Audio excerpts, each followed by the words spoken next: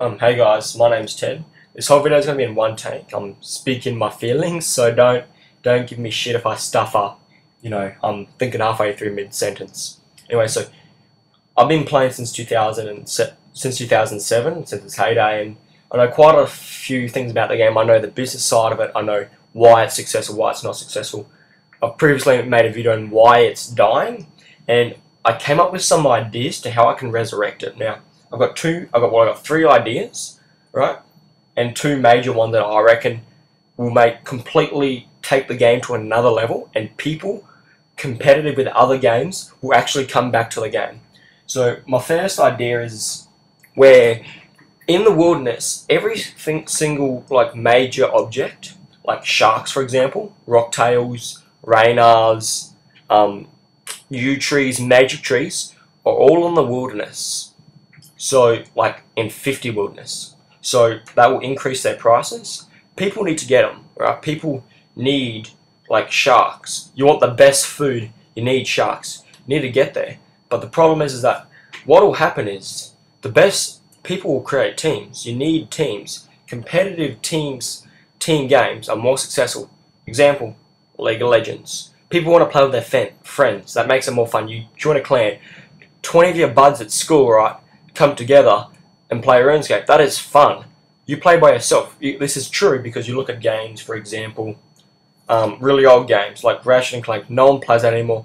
It's boring, right? Well, it's not boring because we haven't played in a while. There's just so many other games because you can play with your friends. Remember Ratchet and Clank? You just played campaign by yourself. Campaign games aren't fun anymore because people play them and they're like, I'm done. This is like a campaign-like game pretty much. It's turning into campaign. Less and less player killing turns into more of a player killing bait. Turns into more of a campaign type game. Anyway, so off my rant, still going on my idea. So, for example, you have, this is my perfect example. I absolutely love this idea. You have Runite rocks, right? Let's say you have Corporal Beast. You have Corporal Beast with the LE shields. You have God Wars Dungeon on this island, right? And you can make planks. You can make a ship. You can make ships, right? And the ships sail a course. It takes 2 minutes, 3 minutes, let's say 5 minutes from 2 islands it takes to travel, right? For you to travel across there, you have to make your own. You have to bring your planks, spend time there. So you're gonna have the clan protecting you to make. Someone has to have 99, let's say, crafting or whatever to make the ship. Then making it. Let's say you get 3 or 4 people doing it. You've got people protecting you because if you die, you have to start all over again. You have to take 10,000 planks or something to build the ship. Once you get across there on the ship, other ships are fighting you. Let's just say, and you look at arching and maging from boat to boat.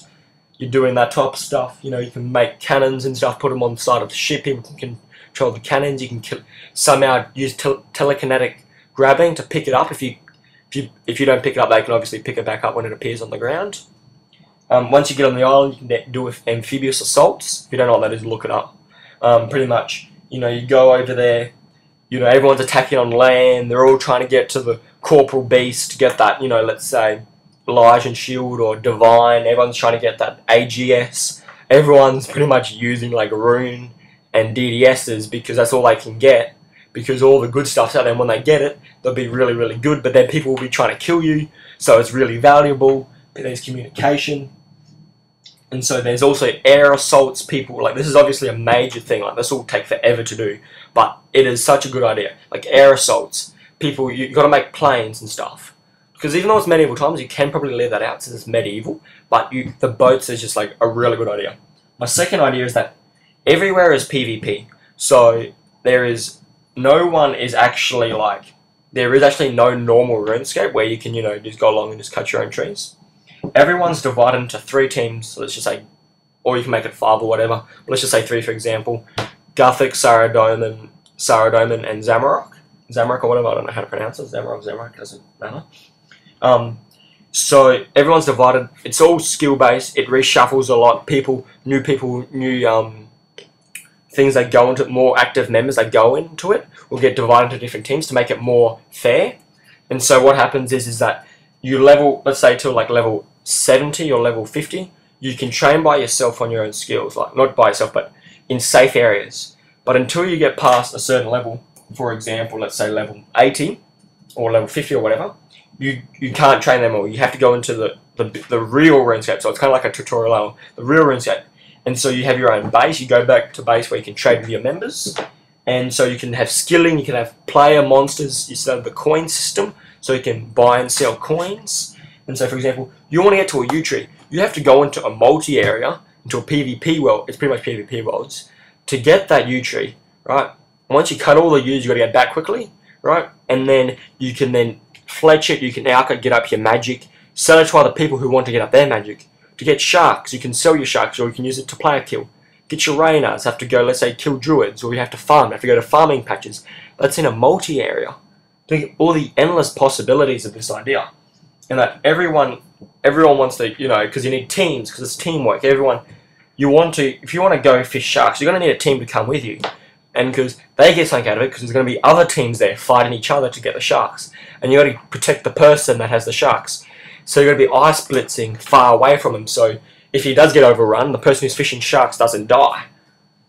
And so there's all these endless possibilities. You can also have naval if you want to in this idea. So you can fight off, you know, off into other areas. Like you have, like, for example, rune rocks.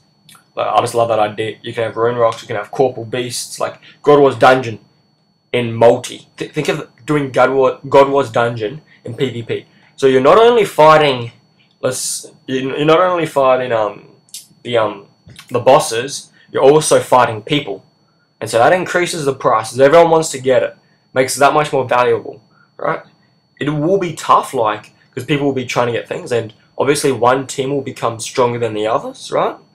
But that's why you do what you do. Is they've got like this type of code that what happens is brand new players in a team that has, you know, you can kind of make like a wealth system, where if there's more wealth in one team, and one team's going a lot more strong with levels, the new players, right? There are more new players in the other team, so it's continuously balancing with new players coming in, and so that everyone is balanced. And then my third option is, Jagex does nothing to the fucking game and leaves it, and it will eventually die, and no one will be playing it anymore. That's my verdict.